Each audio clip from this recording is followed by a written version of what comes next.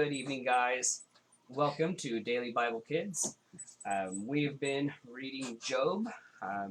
Right now, we're in his depressed state, and it's got a lot of speeches.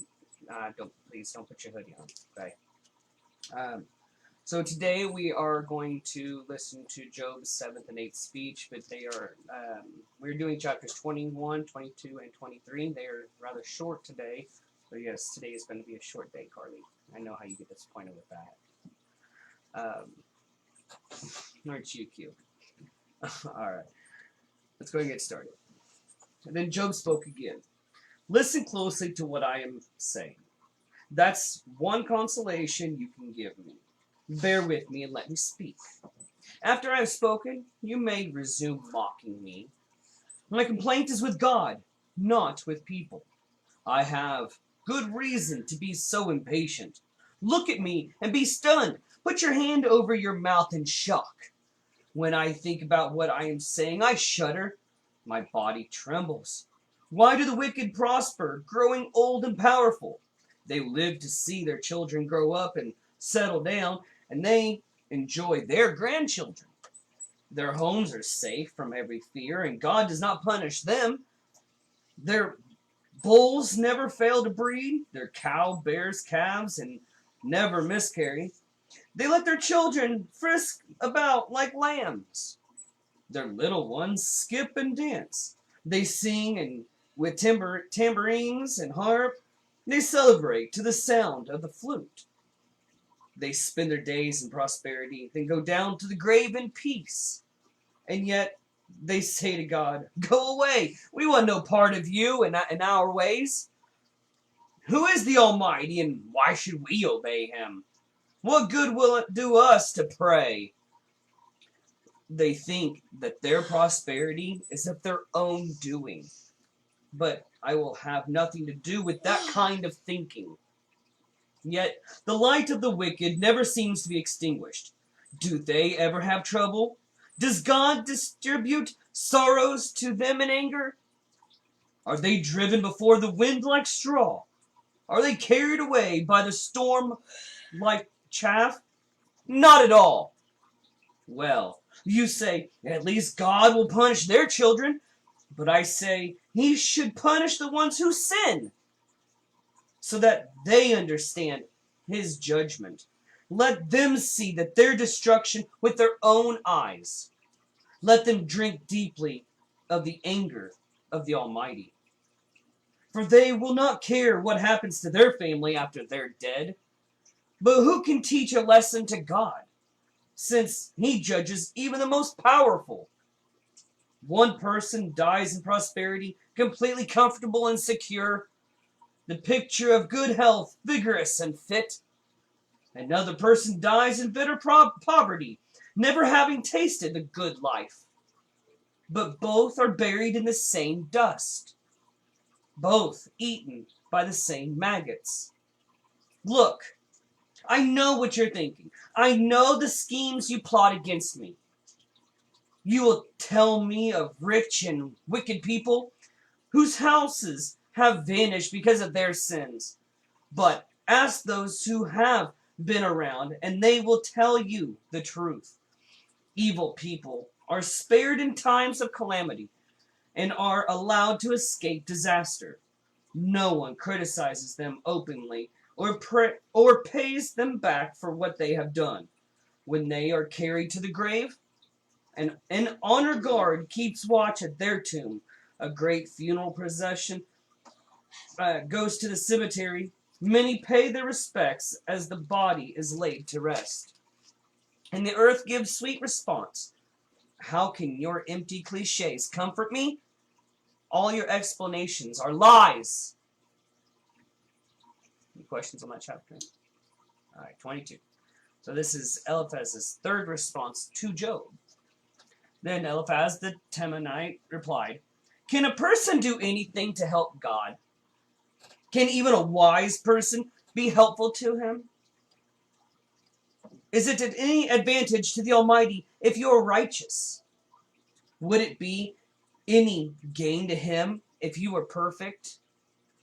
It's because You're so pious that he accuses you and brings judgment against you?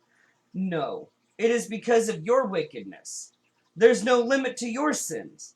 For example, you must have lent money to your friend and demanded clothing as security. Yes, you stripped him to the bone. You must have refused water for the thirsty and food for the hungry. You probably think the land belongs to the powerful and only the privileged have the right to it. You must have sent widows away empty-handed and crushed the hopes of orphans. That is why you're surrounded by traps and trembles from sudden fears. That is why you cannot see in the darkness and waves of water cover you. God is so great, higher than the heavens, higher than the farthest stars. But you reply, that's why God can't see what I'm doing? How can he judge through the thick darkness? Listen to his instructions and store them in your heart. If you return to the Almighty, you will be restored. So clean up your life. If you give up your lust for money and throw your precious gold into the river, the Almighty himself will be your treasure. He will be your precious silver. Then you will take delight in the Almighty and look up to God. You will pray to him and he will hear you.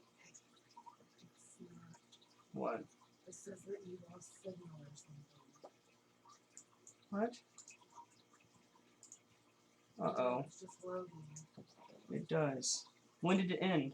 I don't know. I mean, it Restored success. says you're still live. What? Did it hear me at all? Yeah, it did, but then it stopped just like right a few minutes. Like, Okay. I don't know where I left off. Oh, that's... and I can't. It won't let me adjust. Did it? One moment, guys. We had some technical difficulties and I didn't realize it. How can he judge? So clean up your life. If you give up your lust for money, throw your precious gold in the river, the Almighty himself. Yeah, I can't. Yeah, I can hear. He will be your precious silver. Then you will take delight in the Almighty. Look up to God. You will pray to him. Again, give me just one moment, guys. Okay. Oh, it was still going. Okay. No, it said something about broadcast will continue. That's why I came. Okay. Well, thank you. Yeah, Okay, so we're on chapter 22, verse 27. You will pray to him, and he will hear you, and you will fulfill your vows to him. You will succeed in whatever you choose to do, and light will shine on the road ahead of you. If people are in trouble and say, help them, God will save them. Even sinners will be rescued, they will be rescued because your hands are pure. Any questions about chapter? Alright. Chapter 23. Now this is Job's 8th speech, and it's a response to Eliphaz. Then Job spoke again. My complaint today is still a bitter one, and I try hard not to groan aloud. If only I knew where to find God, I would go to his court. I would lay out my case and present my arguments. Then I would listen to his reply and understand what he says to me. Would he use his great power to argue with me? No. He would give me a fair hearing. Honest people can reason with him. So I would be forever acquitted by my judge. I go east, but he is not there. I go west, but I cannot find him. I do not see him in the north, for he is hidden. I look to the south, but he is concealed. But he knows where I am going. And when he tests me, I will come out as pure as gold. For I have stayed on God's path. I have followed his ways and not turned aside. I have not departed from his commands, but have treasured his words more than daily food. But once he has made his decision, who can change his mind? Whatever he wants to do, he does. So he will do to me whatever he has planned. He controls my destiny. No wonder I'm so terrified in his presence. When I think of it, terror grips me. God has made me sick at heart. The Almighty has terrified me. Darkness is all around me. Thick, impenetrable darkness is everywhere. All right, any questions? And that is the end of our reading for today. Like I said, it was going to be a short one. So, I mean, you can understand why he's depressed, whatnot. But some people are trying to help him, and some are they just don't understand. You get it? Like they're hearing this guy complain, and they're trying to do something about it. Change your life. God's always there. And he's like, well, I have a right to complain. So you get what's going on. Any questions at all? All right.